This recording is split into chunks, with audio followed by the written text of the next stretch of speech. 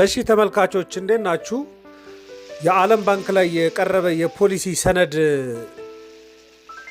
ላይ እንግዲህ የኢትዮጵያ ኢኮኖሚ የውጭ ምንዛሬ ፖሊሲውን በአንዴ መክፈቱ እንደው የድህነት መጠኑን በጣም እንዳሳደገበት የሚያሳይ ሪፖርት ወጥቷል። ሪፖርት እንኳን ለማለት ትንሽ ያስቸግራል፣ ግን ጥናት ነው። የአኑዋል ዴቨሎፕመንት ኢኮኖሚክስ ኮንፈረንስ የሚባል የዓለም ባንክ የፖሊሲ ሰነድ የሚያዘጋጅበት ማለት ነው እና እሱ ላይ የቀረበ ነው እና ጥናቱ የቀረበው ራሱ በዓለም ባንክ ፕሬዚዳንት ሆነው ላገለግሉት አንድ ተርም ነው፣ ግን ሙሉውን ጊዜ አላገለገለም።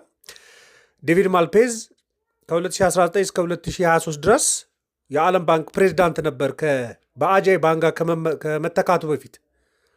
እንግዲህ እንደምታውቁት የዓለም ባንክ ፕሬዚዳንት ከአሜሪካ ነው የሚመረጠው፣ የአይኤምኤፍ ፕሬዚዳንት ደግሞ ከአውሮፓ ነው የሚመረጠው። ስለዚህ 13ኛው ፕሬዚዳንት የወርልድ ባንክ ፕሬዚዳንት የነበረው ወይ ደግሞ አስተዳዳሪ የነበረው አሜሪካዊ ዴቪድ ማልፔዝ ነው ይህንን ጥናት ያቀረበው እና 5 ዓመት አልቆየም። የዛን ጊዜ 4 ዓመት ከምናምን ካገለገለ በኋላ ነው ሪዛይን ያደረገው እና እንደው ደግሞ ኢንዲያ አሜሪካዊ አጃይ ባንጋ ፕሬዚዳንት ሆኖ ያገለገላል ወርልድ ባንክን እና ይሄ የቀድሞ የዓለም ባንክ ፕሬዚዳንት የፖሊሲ ጥናት አቅርቦ ነበር። እሱ ነው ያቀረበው። የፖሊሲ ነው አኑዋል ዴቨሎፕመንት ኢኮኖሚክ ኮንፈረንስ ላይ ነው ያቀረበው።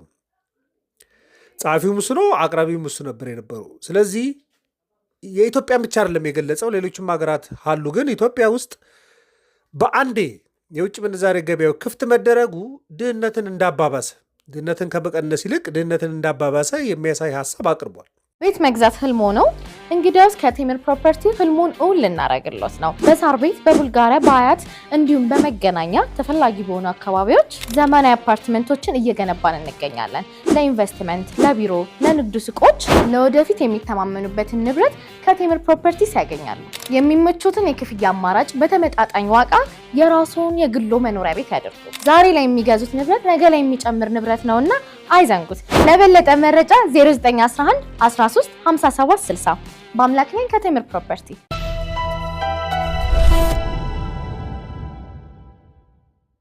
እና ሪፎርም ያደረጉ ሀገራት እንደ ግብፅ፣ እንደ ናይጄሪያ፣ ኢትዮጵያንም ጨምሮ በተለይ ውጭ ምንዛሬ ገበያውን ሙሉ ለሙሉ በአንዴ በገበያ እንዲመራ ማድረጋቸው ድህነትን አይደለም የቀነሰላቸው፣ እንደውም ድህነትን ጨምሮባቸዋል የሚል ሀሳብ ነው እና በቁጥርም ይሄ ሀሳብ የሚገለጽ ነው። እንግዲህ ግብፅ 2022 ላይ ድጋሚ ሪፎርም አድርጋ ነበር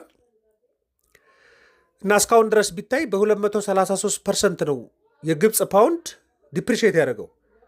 የዛን ጊዜ አንድ አሜሪካ ዶላር ወደ 15 የግብፅ ፓውንድ ይመነዘር ነበር። አሁን ላይ ከ50 በላይ ነው የሚመነዘረው። በ233% ነው ዲፕሪሼት ያደረገው። ይሄ ድህነትን በጣም አባብሷል ነው ጉዳዩ።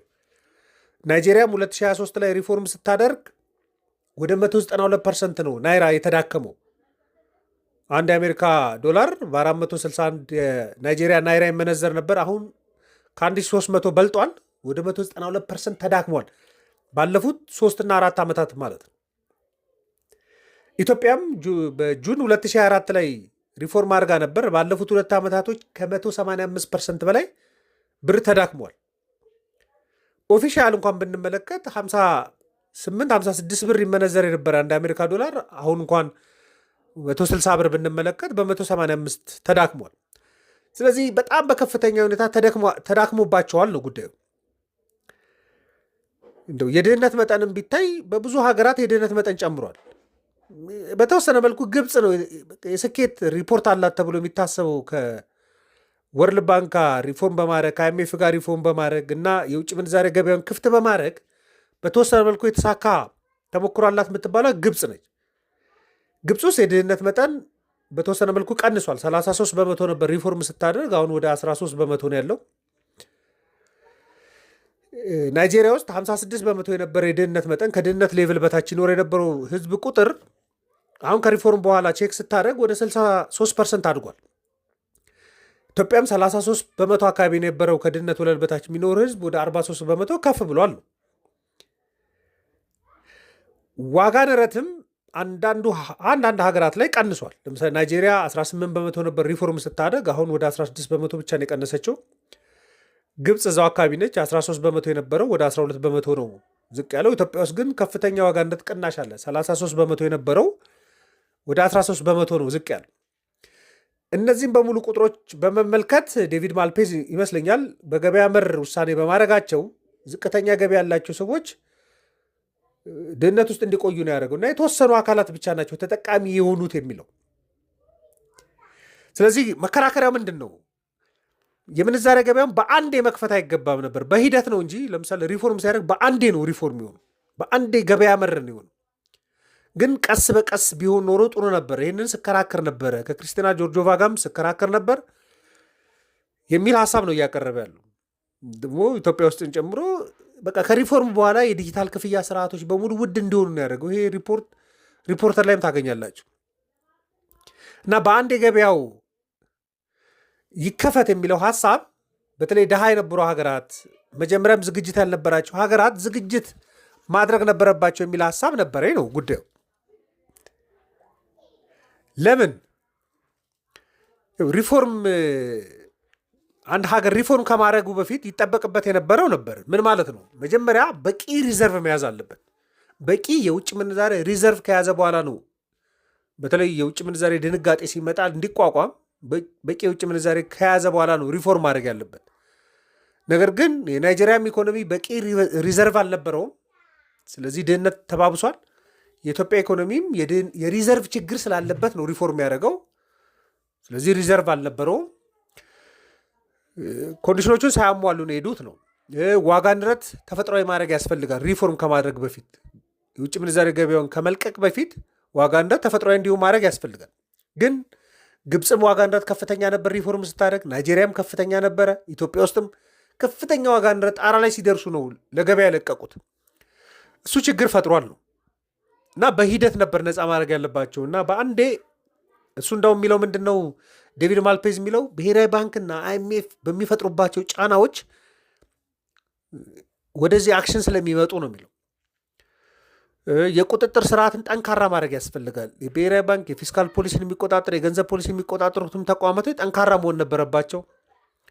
የውጭ ምንዛሬ ገቢን ማሳደግ ያስፈልግ ነበር። የባንክ ስርዓቶችን በደንብ ማጠናከር ያስፈልግ ነበር። የፊስካል ፖሊሲ የገንዘብ ፖሊሲ ቁጥጥርን አቅምን ማሳደግ ያስፈልግ ነበር። ነገር ግን ኢትዮጵያም ስታደርግ ዝቅተኛ የውጭ ምንዛሬ ክምችት እያላት ነው ሪፎርም ያደረገችው። ዋጋ ንረት ከፍተኛ ሆኖ ነው ሪፎርም ያደረገችው። ባላንስ ኦፍ ፔመንት በኤክስፖርትና በኢምፖርት መካከል ያለው ልዩነት ሰፊ እየሆነ ስለሆነ ያደረገችው። ልክ ሪፎርም በአንዴ ገበያው ከተከፈተ በኋላ ግን ላለፉት 2 ዓመታቶች የሚታየው የድህነት መጠኑን አሳድጎታል ነው። ግብፅም ዋጋ ንረት ከፍተኛ ነበር በተወሰነ መልኩ። ናይጄሪያም ክምችቷ ዝቅተኛ ነበር፣ ዋጋ ንረት ከፍተኛ ነበር። ሪፎርም ካደረገች በኋላ ከፍተኛው ዲፕሪሺዬሽን ችግር ፈጥሯል ነው እና እሱ የሚለው ምንድን ነው ዴቪድ ማልፔዝ የሚለው ምንድን ነው? ይሄ የውጭ ምንዛሬው ሙሉ ለሙሉ ለገበያ ሲለቀቅ ድሃ የነበሩ ሰዎች ይበልጥ ድሃ እንዲሆኑ አድርጓል። ግን የተወሰኑ ሰዎች ተጠቃሚ እንዲሆኑ አድርጓል። የተወሰነ ክፍል ነው የሚለው። አሁን የውጭ ምንዛሬ ገበያው ለገበያ ሲለቀቅ ወይም ደግሞ በኢትዮጵያ ውስጥ አንድ አሜሪካ ዶላር 56 ብር ከነበረበት ወደ 100 ምናምን ሲገባ የሆኑ ክፍሎች መጠቀማቸው አይቀርም፣ ብዙ ሰዎች ደግሞ መጎዳታቸው አይቀርም። ለምሳሌ የውጭ ምንዛሬ የነበራቸው ሰዎች ብር ሲዳከም በፍጥነት መጠቀማቸው አይቀርም። እሱ የሚለው እንደዚህ ነው። የሆኑ ክፍል ሀብታም እንዲሆን ጠቅሞታል፣ የሆኑ ክፍል ገንዘብ እንዲያገኝ ጠቅሞታል እያለን እና አንድ የአሜሪካ ዶላር 56 ብር በነበረ ጊዜ አንድ የአሜሪካ ዶላር የነበረው ሰው 100 ምናምን ብር ሲገባ ገንዘቡ 100 ምናምን ብር ሆነለት ማለት ነው። ስለዚህ መጀመሪያ ምንዛሬ ያሉ ሰዎች ተጠቀሙ እንጂ ለጠቅላላ ማህበረሰቡ ጥቅሙ ዝቅተኛ ነው እያለ ያለ። ኤክስፖርተሮች የኤክስፖርተር ሴክተር አካባቢ የነበሩ ግለሰቦች፣ ተቋማቶች ተጠቅመዋል። ምክንያቱም ኤክስፖርት አድርገው አንድ አሜሪካ ዶላር ያገኙ ከነበረ ያችን አሜሪካ ዶላር ኢትዮጵያ ሲያመጧት 56 ብር ነበረች። ግን 100 ምናምን ብር በገባ ጊዜ ያንን ዕቃ ኤክስፖርት አድርገው የሚያገኙት ገንዘብ አንድ የአሜሪካ ዶላር አግኝተው 100 ምናምን ብር ገባላቸው። ትርፋቸው ከእጥፍ በላይ ሆነ ማለት። በመንግስትም የጉምሩክ ገቢ ስለሚሰራ በውጭ ምንዛሬ ወደ ብር ተለውጦ ስለሚሰላ እነሱ ተጠቃሚ ናቸው። ብላክ ማርኬት ላይ ይንቀሳቀሱ የነበሩ በጣም ተጠቃሚ ናቸው። ግን ያው ዋጋ ንረት መጨመሩ አይቀርም፣ ኢምፖርት ውድ መሆኑ አይቀርም፣ ድሃ የሆኑ ዜጎች የመግዛት አቅማቸው መዳከሙ አይቀርም። መንግስት ገቢ ለመጨመር ሲል ታክስ መጨመሩ አይቀርም። ይሄ ደግሞ ድሃ የሆኑ ሰዎች ይበልጥ ድሃ እንዲሆኑ አድርጓል። ጉዳዩን ከተነተነው እንደዚህ አይነት ሀሳብ ነው ያለበት እና ተጎጂ የሆነው ማህበረሰብ በብር የሚከፈለውና ድሃ የሆነው ማህበረሰብ በጣም ተጎጂ ይሆናል። ድህነትን ለመቀነስ ቢያንስ አሁን የናይጄሪያም የኢትዮጵያንም የግብፅንም ብንመለከት ላለፉት 3 እና 4 ዓመታቶች ያለ ኤክስፒሪየንስ የሚያሳየው ድህነት በሚፈለገው ልክ እየቀነሰ አይደለም። የወርልድ ባንክ ኮንሰርን ደግሞ ድህነት ቀነሳ ነው።